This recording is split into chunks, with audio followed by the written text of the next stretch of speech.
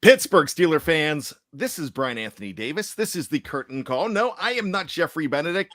I have way too much hair for that, and I got a haircut yesterday. But Geoffrey is on assignment, vacation, or wherever he is. We wish him well, and he will be back next week. And if you are missing Geoffrey, go ahead and back and check out from the cutting room floor yesterday, a great show on Behind the Steel Curtain Radio. But with me, as always, if I was indeed Geoffrey Benedict, would be Shannon White. Shannon, what's going on? Well, I'm excited about the show. Excited to have Coach on tonight, and I miss GB. He's my buddy, but I hope he's having a good vacation. Yeah, you're used to working with me. That's why I said with me as always, because on Monday nights, it's with me as always. If this was Friday afternoon at noon, with me as always is the coach, KT Smith, and KT is our guest tonight. What is up, Kevin Thatcher? Doing well. Glad to be with you guys. Glad to get a chance to talk to Shannon. Shannon and I haven't had a chance to talk much, so this will be a lot of fun. It's funny, Kevin. I never get to see you face to face. No, that's true. So, I mean, we always do our shows on audio. Yeah, I know. So, and I'm up here in my son's cave on the third floor of our house because my daughter's making a racket downstairs. So, this is a whole new environment, new experience for me. It looks absolutely awesome.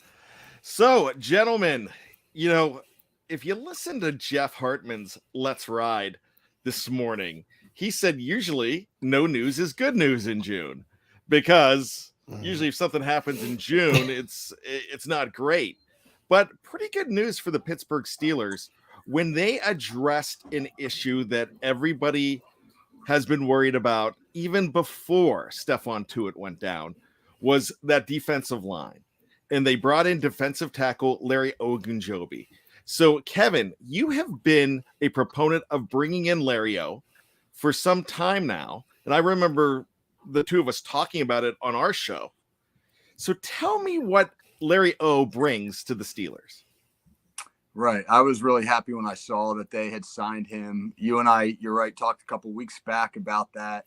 I think, honestly, of the guys on the free agent market, I mean, if they were looking to replace Stephon Tuitt with somebody with Stephon Tuitt-like abilities, then Larry Ogunjobi is the guy. He's younger than just about all the available free agents, but specifically his skill set, his ability to move, slant, penetrate, disrupt, create chaos at the line of scrimmage, because he's a 310-pound guy, but a heck of an athlete at that size, is all very exciting. And when you watch some of the film of him, you see him do things that remind you of Tuitt. I'm not going to say he's Tuitt. He's not. He's not a player on that level.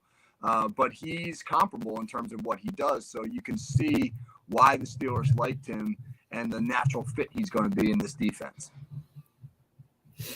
Yeah, I was wondering, with Tyson Alulu getting up there in age, a little long in the tooth, at 35 years old this year, doesn't Larry O have a little bit of capabilities where he can swing? If let's say that Alulu, he can take snaps at the end and have Larry O there in the middle. And do you see him having that kind of versatility where he can play both for the Steelers? Oh, absolutely. He's really versatile. He's going to be probably best when he's playing like a three-tech off the shoulder of the guard. I mean, that's really where he does a lot of his best work.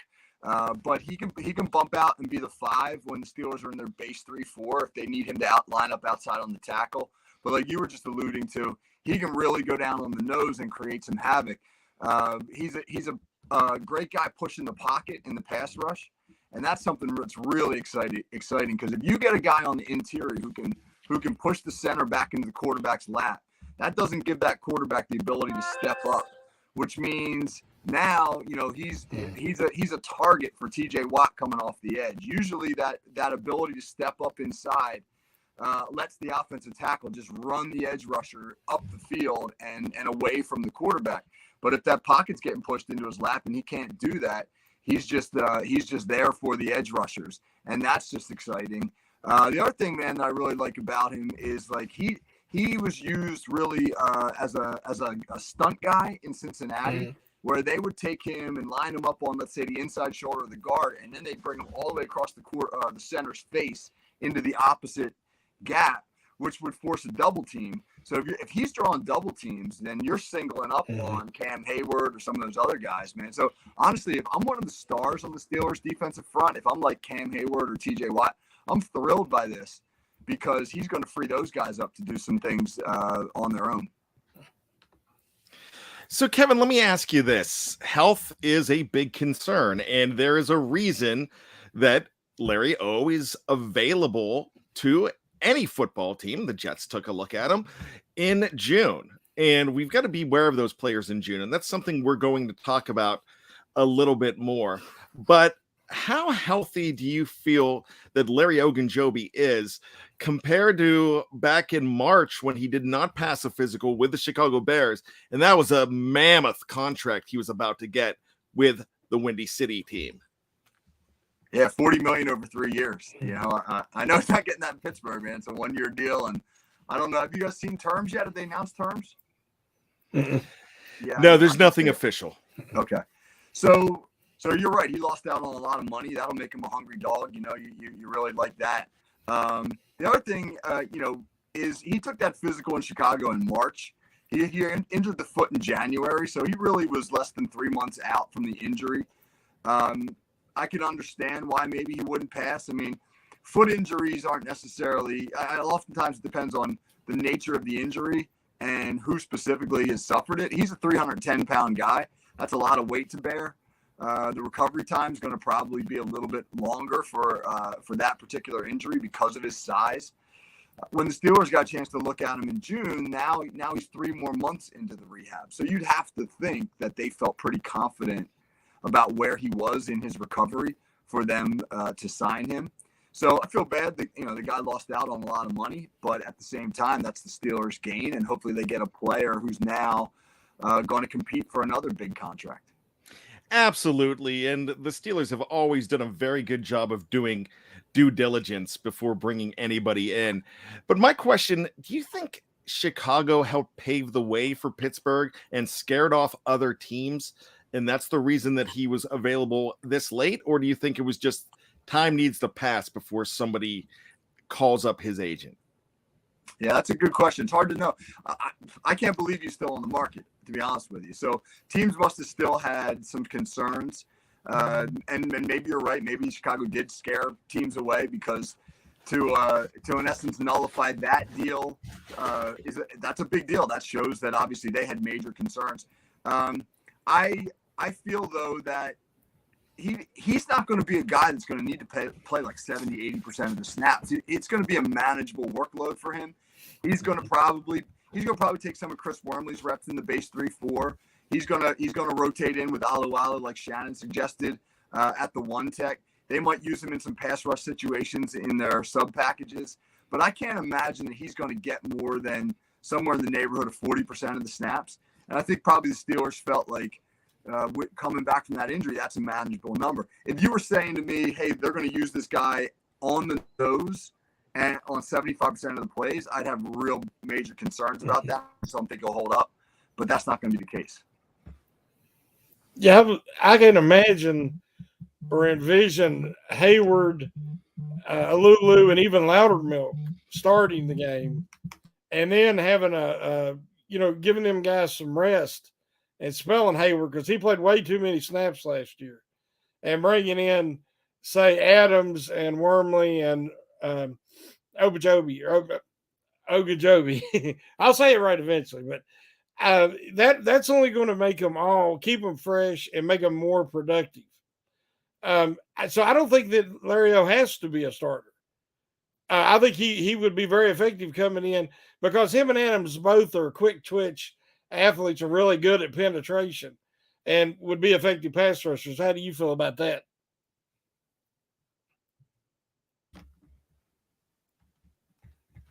For a while there, everybody talked for a while about how the Steelers were thin up front, but now it kind of seems like a position where they have a lot of depth. They're going to have 7 guys in the rotation who are going to be, to use like a term that I'm more familiar with, varsity football players. You know, they're going to be guys that have either starting experience or have played a significant amount of football. Six, I guess, is really the truth, because you have the rookie DeMarvin Leal in that mix. But they're going to be able to mix and match. They've got different types of players. Loudermilk, you just brought up, he's a really good example. He showed last year that he could be a real good run defender. So maybe they pair him with some guys that can get after the passer a little bit more. Adams is a quick twitch player, right? Maybe he works with Loudermilk and Alualu in some scenarios whereby he can be the penetrator. So they're going to be able to mix and match. And when I think about, you know, the impact that Brian Flores is going to have on this defense, I always come back to, you know, what's he like to do? He likes to move guys, create confusion in blocking schemes by the offense, and free up other defenders. And so now the Steelers have 7 guys that they can plug in on that defensive line, all who have different strengths, but all who can probably play Flores' style. And you know, they can be like chemists in the lab, man, just kind of getting to work, mixing and matching and drawing up who they want to free to the football.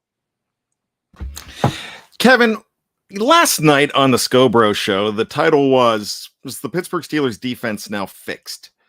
And so for you, where does your confidence lie in the Steelers now on defense? Like, give me a number before this signing, before you even had any wind that Larry Ogunjobi was visiting Pittsburgh. And where's your confidence in that defense now? Does this completely change things? I don't think it completely changes things, but it certainly makes us feel a lot better about the run defense for one, because I had serious concerns about Alualu. Is he going to hold up? 35 years old, coming back off an injury, and if he goes down, the Steelers prior to yesterday didn't have another natural one tech to play in his spot. And we saw them struggle with that last year, and they still hadn't really filled that role once we found out Tuitt wasn't coming back. And so it makes me feel a lot better that they now have that guy. He's not Ogunjobi's not a pure one tech, but he can play that role and he can do it well. And then all the other things that we've said make you feel better. I'm not 100% sure about the defense yet, because I got questions about the inside backers. And I mean, I guess my way my mind works when I think about football, I always start kind of with the linebackers. To me, they're the most important players. And I'm just nervous about where Devin Bush is going to be. I'm nervous because Miles Jack's had some injury history, so I'm still got some concerns there. I feel a whole lot better, if they were a little bit stronger there. But I do think that they've done a tremendous amount of job to strengthen this defense in this offseason. Yeah, I don't know if you've been following any of my off-season articles, but I've talked a lot about value and that the Steelers, I feel, are kind of in the middle of a rebuild. And even though they'll never acknowledge or use that word, I said last week, if the Steelers, a couple weeks ago when Tuitt announced his retirement, if the Steelers stuck with status quo with what they had, that to me, that signaled that, yeah, we're going to kind of accept a rebuilding year. We're going to see what we have in these young guys like Loudermilk and Leal. But by going out and signing Ogunjobi, to me, that's saying we're really wanting to compete. We plan to compete for this division, because there's no way you could go into a season with Miles Jackson, Devin Bush as your inside linebackers, in my opinion, without shoring up that defensive line. I feel a little bit better about it now with Buddy Johnson, and hopefully Mark Robinson will surprise us and give them some quality depth at inside linebacker. But do you think that signals that they're taking this more serious and they're not willing to accept that rebuild? Absolutely. I don't think that's Mike Tomlin. I don't think he does that. I think that they would have probably – you can't experiment on your defensive line when you've got 2 linebackers who need help in front of them. And that's Miles Jack and Devin Bush. I mean, neither one of those guys is a Vince Williams type linebacker. They're athletes who rely on their quickness and their ability to get to the ball. And so if you put a of guys who are also sort of quick penetrators up front, in front of them, then that's a bad mix. You got to have guys that can kind of hold their mud, anchor in, set the line of scrimmage. And Ogunjobi's that kind of guy. Alualu's that guy. We know Cam Hayward can be that guy. So they've got some dudes up front now that can really anchor in and let those linebackers run to the football. And that makes me feel a whole lot better, because we don't know what we have in Leal. They said he's gained weight and he's up over 300 pounds now, and that's awesome. And he's a great athlete who can really do a lot of exciting things. But we don't know if he can take a double team at the NFL level, or we don't know how he's going to hold up when a 340-pound offensive tackle's down blocking on him. So I didn't want to see the Steelers go into some sort of experimental mode with a let's find out on the fly what we've got up front, and they haven't. And like you're right, Shannon, that signals that they're not accepting a rebuild. So we've mentioned the other players that are kind of getting not pushed to the side, but they're going to lose some time based on this. One player is going to lose his job because of this, and other players are going to actually thrive because of the addition of Larry Ogunjobi. So this is a three-tiered question. Who gets pushed aside? Who loses their job? And who thrives because of this signing? Yeah, I think Wormley gets pushed aside a little bit. I definitely think that if it, as of Monday in the base 3-4, if the Steelers were starting the season tomorrow, Wormley would have been one of those three guys with Hayward and Alualu, and I don't think he's going to be that guy now. I think Henry Mondu's going to lose his job. I think the Steelers are going to carry 7 D linemen, and I think they know who those 7 are going to be, which isn't to say there won't be a really good camp battle over it. But I'm pretty sure that those 7 are going to be, Wormley are going to be Alualu and Hayward and Ogunjobi, and then you're going to see the young guys, Leal and Loudermilk, and then you're going to see Chris Wormley, and who am I missing? I'm missing one guy, aren't I? Adams. Yeah, Adams. Thank you. The Adams. Davis brothers, Mondo. Yeah. Yep. There's your 7. So the Davis brothers and Archibong and Mondo and those guys. They're all guys that the Steelers played last year or over the last 2 years on the D line, and they're going to lose their jobs. Who's going to benefit? I really think TJ Watt and Cam Hayward are going to benefit. Like I said before, I think that what Ogunjobi does allows for the Steelers to free those other guys up. They're going to be able to use him to stem, slant, switch, draw double teams, pull offensive guards over to have to help on him because of the way he can move. And that's going to let Cam Hayward go one-on-one. And we talked about, how he can push the pocket and how that helps TJ Watt. So I think those guys will be better for his presence. I'd thought that when I seen Leal play in college and then seen him at the rookie camp, he looks really thin. I thought Wormley looked super thin last year for a Steeler defensive end. He didn't look like he was near 300. And Leal doesn't either. Now, I haven't seen him since they said he's gained weight. But I was thinking, if they pick up a veteran defensive lineman, a run stopper, a proven guy, then I thought they could easily swing him out, let him play a little edge, because, they don't have a lot of depth there. And that would be a way to keep, he can actually have some versatility there, playing both ways, and they can actually keep a guy there and keep one fewer inside linebacker. Because I think they kept, I can't remember, 6 last year. And, a guy like Spillane and Gilbert and Allen, I thought one of them guys might be the guy to get bumped off. Because especially with them picking up Miles Jacks. Do you think Leal has any potential that he could play a little on the edge? I thought he might.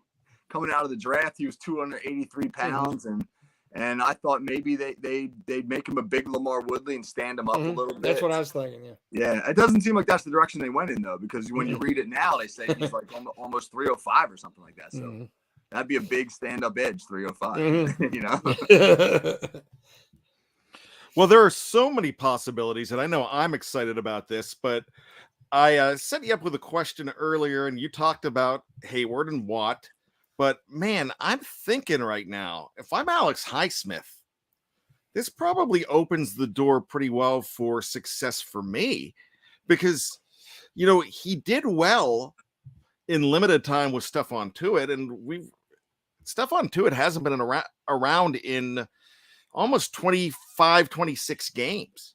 So could we really see a renaissance for a guy like Highsmith because somebody is eating up that those offensive tackles a little bit more in the form of Larry O?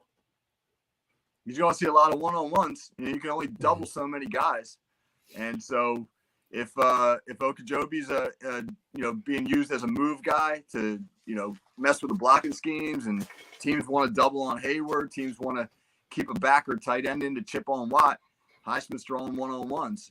And really that's where guys like that are going to make their mark in the league. Can you beat those offensive tackles in one-on-one situations?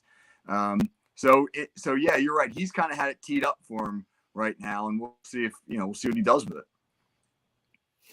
You almost think he has to get double-digit sacks. I mean, he got 6 last year, and he missed 2 or 3 at least, where he just got there a half second after Watt. I know Wormley took a couple away from him.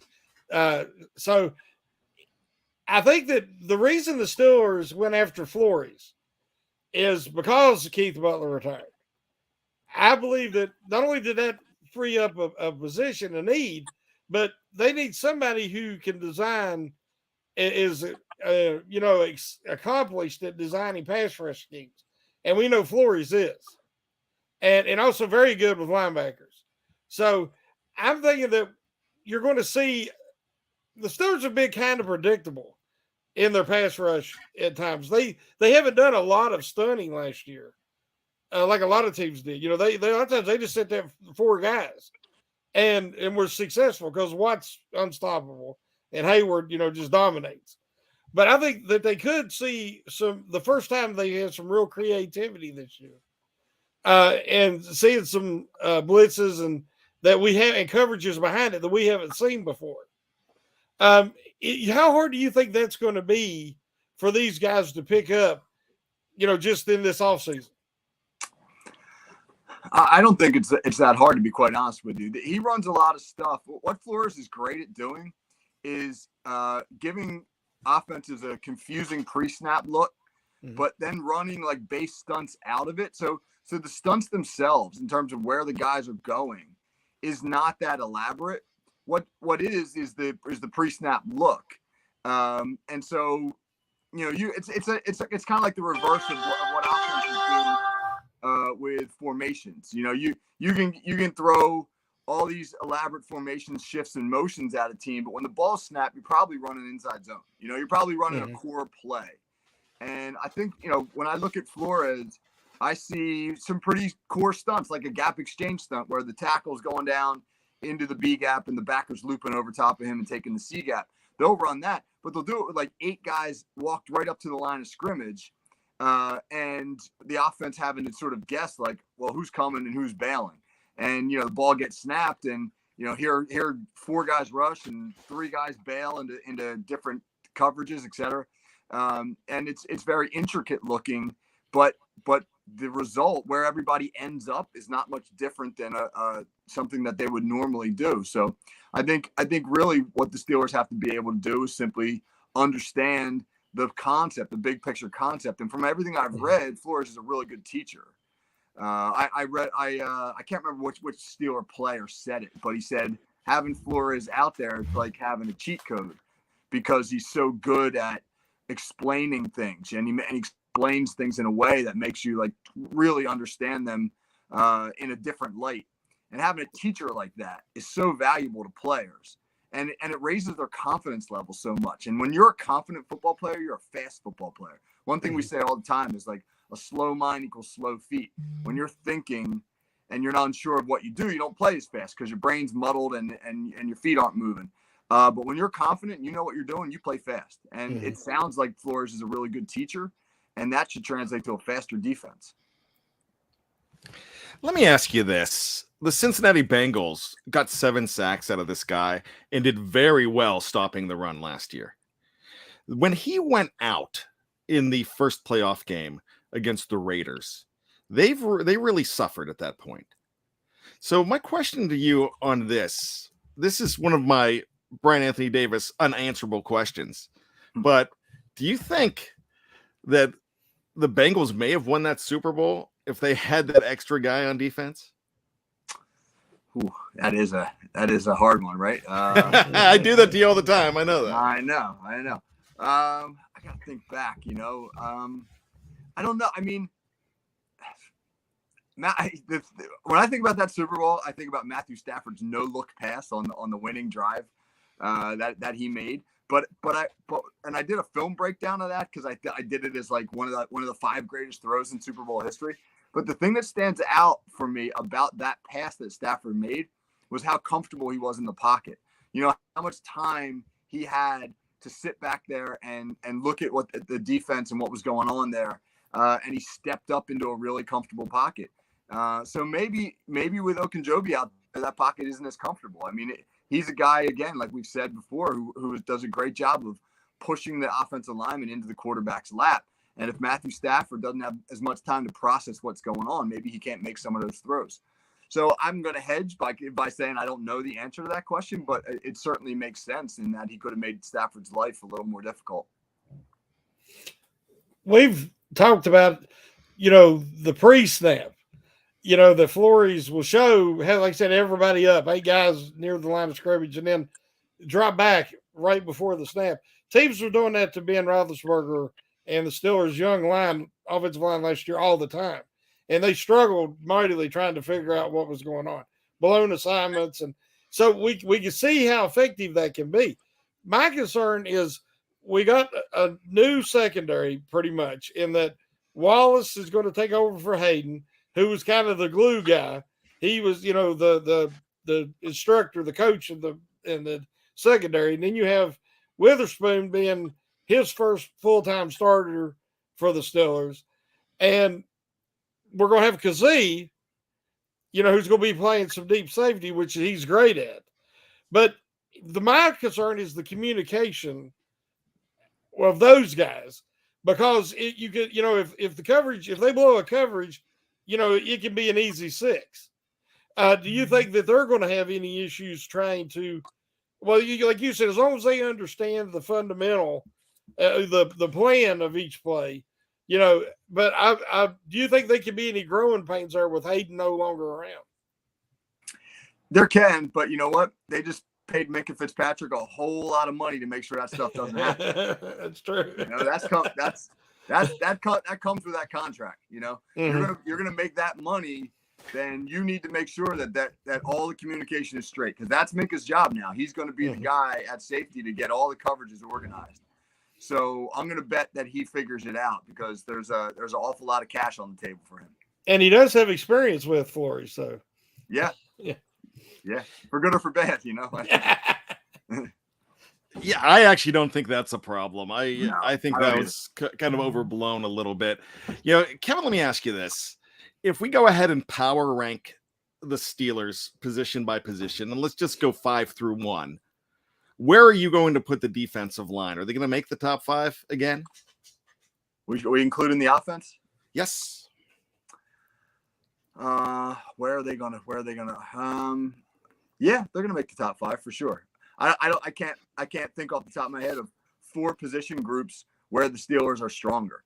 They're certainly not stronger at inside backer or outside backer. They don't have the depth. They got 2 superstar. Well, they got the superstar edge rusher in Watt, a good one in Highsmith, and then we don't know what they have behind them. The inside linebackers are thin. The corners are thin. You and I talked last week. We think the safeties are clearly one of their strongest position groups. You flip it over, obviously the offensive line has serious question marks. The wide receiver core could be pretty good. They're a top 5 group. The tight end room is pretty good. That's a top 5 group. Najee Harris makes the running back room a top 5 group. And they're probably not there at quarterback yet. So, absolutely the defensive line is in that top 5 in terms of the position groups. What do you think, Shannon? Yeah, I agree. As far as proven depth and with a lot of them young guys, like Loudermilk getting experience last year, yeah, I think that they would definitely have to be top 5. The wide receivers could be special. If everybody plays to potential and they actually start utilizing the middle of the field and attacking vertically this year. You know, a lot of that's going to depend on the offensive line. As you said, I'm pretty happy with our guards at the moment. I think that the Daniels was a great pickup, and I think this whole thing about Green competing with Dotson for the left guard spot, I think is just smoke and mirrors. But it's definitely going to light a fire under Dotson, and he's a lot better player when he's mean and mad, and I think he definitely will be. So, like you said, it's a lot of it's just going to depend on what kind of play they get out of that line and out of the quarterback position. But who do you think? This is I haven't got to talk to you about this. Who do you think is the favorite, or you believe will be starting quarterback this year? I think Trubisky will start because I think for Kenny Pickett to start, he's got to blow him away. And I don't know if he's that guy right now. I think that he's an older quarterback for a rookie with a lot of college experience, so his learning curve may be less than a guy like Malik Willis who has to really acclimate to the pro game. But the fact that they made Trubisky the starter going right into their mini camp, and the fact that Trubisky has already really taken a role as a leader, getting guys down to his house. He's working out. He's been working out with guys since minicamp ended. He seems like he's embraced that role, and I think the Steelers are. I don't think the Steelers want to throw Pickett into a situation unless they're 100% convinced that he's the guy. Especially they open the season on the road in Cincinnati. Then they go to New England and play. Then they play the Patriots. And Belichick's got a career record of something like 26-4 against rookie quarterbacks, something like that. He'll find a way to make Pickett's life miserable. And I don't know do you want to set Kenny Pickett up with two really, really tough games out of the gate to start his NFL career? I don't know. So I think Trubisky's the favorite, and I think the Steelers would prefer him to win that job. So let me ask you this. Once again, the title of the show was The Crapshoot that is bringing in players in the month of June or after June 1st. We saw it last year where everybody was excited when the Steelers brought in Melvin Ingram 3. Now, we know how that worked out. They ended up getting another 6th-round draft pick out of it, and I believe that's Connor Hayward is now Melvin Ingram the 3rd. I believe that's the pick that the Steelers got from that because they lost their original 6th-round pick for Schobert. So the question I'm asking you right now, Kevin, is this. Should we curb our enthusiasm? Because, guys on the shelf for a reason, and we know what happened. But if you go to a car lot and you see a used car in April and you come back in August and it's still there, buyer beware. Should we think about that here? A little bit. You probably have to temper your enthusiasm a little bit for sure, because for all the reasons you just stated. But again, they're not asking Ogunjobi to solve all their problems. They're asking him to play a role, and I think that they feel confident enough that he's healthy enough to do that. Again, what do they want him to do? They want him to spell aloe at the one tech if need be. They want him to play in some packages. They might want him to be a 3-4 end at times, maybe play 30 to 40% of the snaps. And when he's in there, be a disruptor. And I think he can do all those things. And I think it gives them the depth that they were lacking, the veteran presence that they were lacking, the ability to not have to rush guys like Loudermilk or Leal into the lineup in situations they're not yet totally prepared for. And so for all those reasons, I think he's can be a really valuable addition. It all really just depends on what do we expect out of him. Do we expect him to be a star lineman? Well, he's not going to be that. But can he be a difference maker in the roles that they give him? Absolutely. Another thing, I feel strongly that they had a real serious conversation with him before signing him, and we're making their wants clear, because we know Ingram, he thought he was going to get to compete with Highsmith for a starting spot. He wanted to start. He envisioned himself as a starter. Well, that could be a problem when you're coming in and trying to replace a guy like Alex Highsmith, who showed a lot of promise as a rookie. I think that they've probably made it much more clear to Larry O what they expect, and the fact that he was still available at this point in the season had more to do with that injury and the amount of time it took to recover from that injury, rather than it did demands, as far as the salary demands. But again, we don't know because we haven't heard any of the official numbers yet. So I'm really interested to hear what he signed for. Because as you said, I think it was 3 years, 40 million or something. And we know it's nothing, along those lines. But he also went into New York a few weeks ago and came out. He didn't sign with the Jets either. So I'm anxious to see the numbers. But do you see a scenario where that Loudermilk can be the starter, and like I said earlier, and then use these other guys, as a situational pass rush and dispel the starters? So Loudermilk is a guy that I was really wrong about, because Me too. when he, and I think we had a little conversation about that, in the comments about some articles, he just looked at times like a real project, and yet the role the Steelers got him into and the coaching. I mean, the coaching he got in Pittsburgh, and I don't think we can ever discount, when we're talking about any of these players, how much the coaching matters. Brian and I are going to talk about that on our show later. I think when you look at Larry O, why did he decide to bypass the Jets and come to the Steelers? It would not shock me at all, and we may never find out the answer to this, but it wouldn't shock me at all if he took less money or maybe comparable money to come to Pittsburgh, because when I had an opportunity to sit down and talk to Mike Tomlin and realize what this organization's about and this coaching room's about, that he decided this is the best place for me. But to answer your question about Loudermilk, I don't know if he can be a full-time starter. I guess it depends what when you say starter, what are we really talking about? Are we talking about playing the base 3-4? Yeah, I think he can play in the base. Yeah, that's what I'm kind of like. They've used the Lulu in the past, to whereas he starts, he's considered a starter, but he'll play a snap or two, get him, they come off the field in a passing situation. And Loudermilk is such a good run defender.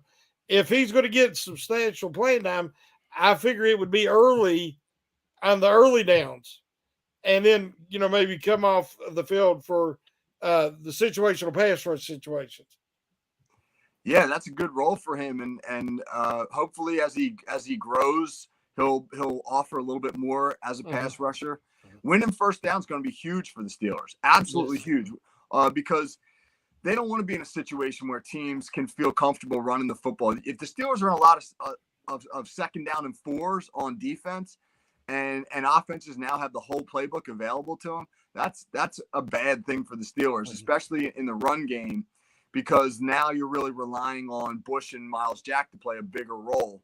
And so if they can be a good first down run defense, get opponents into 2nd and 8, let TJ Watt and Highsmith, kind of get after the quarterback, let Flores do some of the things that he does, then the defense could be a lot better. So if Loudermilk's a guy that helps him win first down, you get him on the field.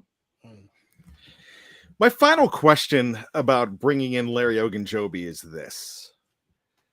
We've had a lot of jokes at the beginning of the show of, hey, what's Mason think about this? And of course, on November 14th, 2019, the Myles Garrett incident, Larry Ogunjobi was suspended a game as well. I don't really think that this has anything to do with anything. I don't think that this is a message to Mason Rudolph, like somebody mentioned in the live chat at the beginning.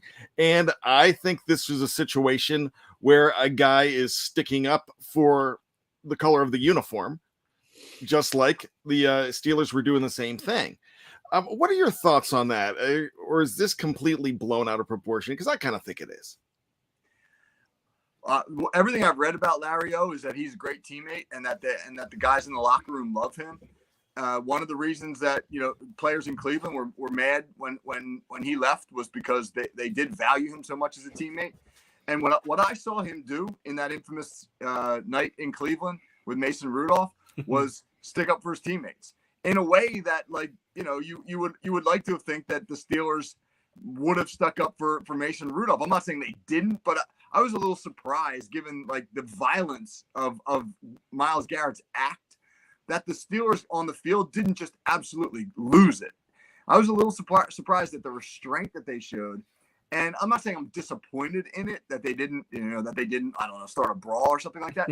but it felt like it warranted, we're not going to allow anybody to do that, and there's going to be serious consequences. And Larry O was a guy who was sticking up for his teammate. So I think the Steelers can respect that. I don't know if Mason Rudolph is cool with it, but I think the Steelers can respect it. Everybody knows they brought him in to push Mason Rudolph to be all that he can be. Is that the rhetoric you're going with, Shannon? Absolutely love it. Well, gentlemen, this was a good show. I thank you both for allowing me to sit in this chair. Kevin, thanks for joining us tonight. Shannon, as always, fantastic job. You got to check out BTSC for everything. So this morning, it was another episode of Let's Ride, which I alluded to earlier. Matty Peveril also had a show that came out at noon on the audio-only side. It was a very good episode of the Steelers War Room. You need to check that out. Coming up tomorrow morning, the Stat Geek talking about the wide receiver totem pole. You don't want to miss that. Another episode of What Yin's Talking About is coming up on Thursday, and tomorrow night at this time, the preview, the Steelers preview.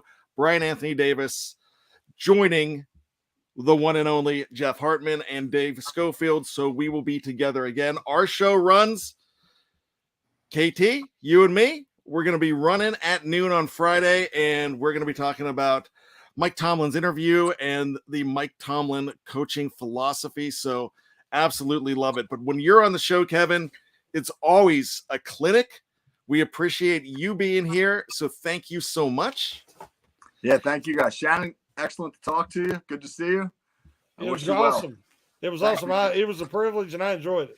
All right, I'm not going to steal any of GB's catchphrases, so this is what I'm going to do. I'm going to go ahead and let Shannon take both of Tony's catchphrases, and then I'm going to throw in Kevin and my catchphrase at the end. So, for Shannon White and Kevin Smith, my name is Bryan Anthony Davis. And just when you think you've got all the answers, Shannon, we keep changing the questions. Give me something else, Shannon. Woo! All right, keep your feet on the ground, KT, and keep reaching for the hypocycloids. All right, I'm all catchphrased out. We'll see you next week. GB will be back.